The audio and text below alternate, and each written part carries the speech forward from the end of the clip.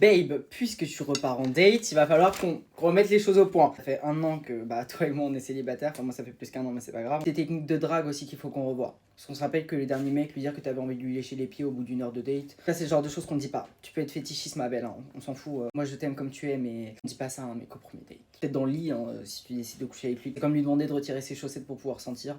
Non. C'est pas quelque chose qu'on demande au premier date. Vérifie aussi une bague au doigt. Moi ça m'est arrivé, j'avais pas remarqué. L'enfer, ça s'est pas bien terminé. Enfin pour lui.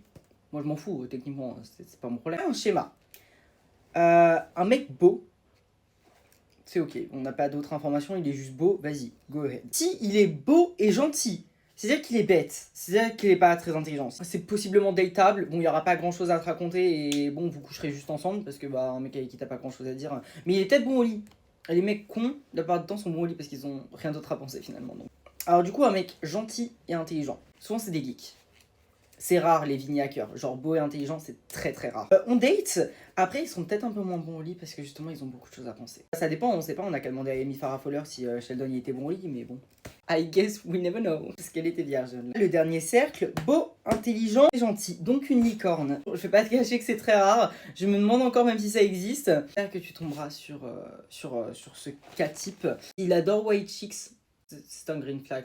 C'est-à-dire qu'il est drôle et que vous pourrez avoir de l'humour ensemble. Type de véhicule aussi. S'il a une Porsche, c'est ok. Moi je te dis carrément de le sucer. Le marier le premier soir. Après fais attention que ça soit pas une location. Parce que si c'est une location, juste pour t'impressionner, next. Ramène avec une Clio. Tu peux le dater, mais bon, c'est pas lui qui va te faire devenir riche, ça c'est sûr. Range Rover c'est pareil, c'est des bagnoles de riches, ça, donc c'est ok, on valide. Quel autre point puis-je aborder avec toi parce que franchement t'es un cas clinique. Prénom, s'il s'appelle Kevin... honnêtement, je savais même pas que les Kevin ça existait encore. Jordan.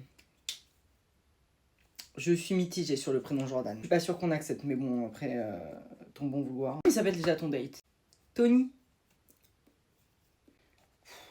Avec un Y ou un I? Y. Oui, bah non, mais fais juste attention qu'il te fasse pas un remake du Parrain, quoi. Mais rappelle-toi, s'il est beau, intelligent et gentil, c'est un piège. C'est trappe. Soit il est gay, soit c'est une licorne, soit il cache un corps dans son frigo.